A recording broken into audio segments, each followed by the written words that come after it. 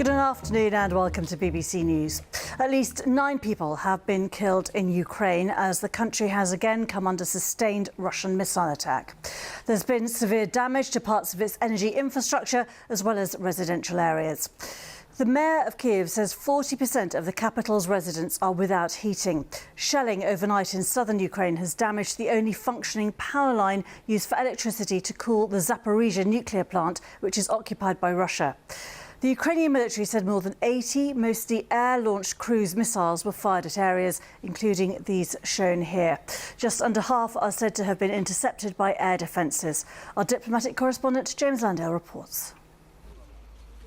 This is what a cruise missile can do. A residential part of Lviv in the far west of Ukraine. Homes turned to rubble, streets torn apart, lives turned upside down. In all, 5 people died here. This may be hundreds of miles from the fighting, but this morning it's very much on the front line. In all, Russia launched more than 80 missiles, more than 40 getting through the air defences, many striking energy infrastructure here in southwest Kyiv, but also in cities like Odessa in the south and Kharkiv in the north. Crucially, shelling cut off power to the Zaporizhzhia nuclear power plant, the largest in Europe, currently under Russian control. It's now running on diesel generators, but the risk of reactors overheating is real, much to the concern of the UN nuclear watchdog. How can we sit here in this room this morning and allow this to happen? This cannot go on. Each time we are rolling a dice. And if we allow this to continue time after time, then one day our luck will run out. In a residential area in northwest Kyiv, cars were damaged by falling debris and shrapnel after a Russian drone was shot down in the sky. 2 people were injured and taken to hospital. There was an explosion in the sky. I saw smoke and fire. Victor told us how his car was damaged and how he tried to help his neighbours. Cars were set on fire. We took fire extinguishers from our vehicles to try and put them out, but it didn't succeed and the fires spread. The firefighters then arrived and put it all out. I'm fed up with it. Can't stand all this. I don't have the strength anymore. Why are they doing this? They're not acting like humans. They're scaring the children. These strikes might have been targeted against energy infrastructure, but here, not so much. As you can see, cars damaged, some of them destroyed and burnt out. All around me, there's windows have been blown in the residence blocks. And over here, debris litters this children's playground. Meanwhile, fighting continues in the east, with Ukraine appearing to bolster its forces near Bakhmut. Despite reports of a possible withdrawal, commanders said the importance of holding the city was growing. James Landale, BBC News, Kyiv. Well, I'm joined now by Denis Granja, a Kyiv resident and Ukrainian youth delegate to the United Nations. Thanks for joining us.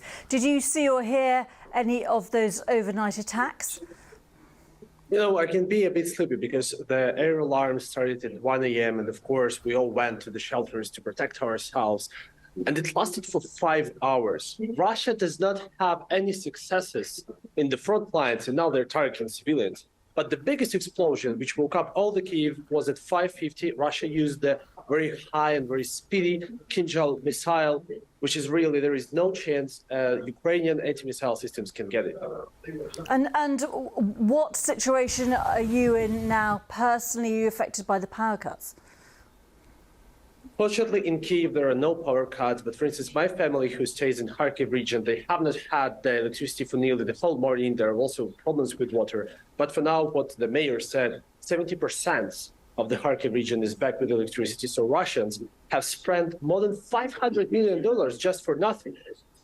And your family are in the Kharkiv region. What else are they saying to you about what's happened there? You know, all over Ukraine, they targeted more than 3 power plants, so they aim to put the Ukraine in one blackout more. But from what we are hearing from our energetics, from the Ministry of Energy, everything looks good for now. We hope that we will have no more attacks in the future. But Russia is still going to achieve the same. They want to make some kind of electrical genocide in Ukraine. Well, obviously, I mean, that's a very, very strong word to use, but obviously also very, very difficult for residents to keep going under this battery of attacks, I'm sure. What's the mood in the capital, would you say, today? You know, I would compare Russian tries to put Ukraine in blackout. If you remember how Nazis, they bombed London 80 years ago, and this resulted to the victory of Great Britain and the partners over Hitler and his regime. And the same goes here. Nothing will change because we do understand that for those who are now in Bakhmut, for our soldiers, it's the biggest challenge today. It's not for us. So we are coping, we are supporting them.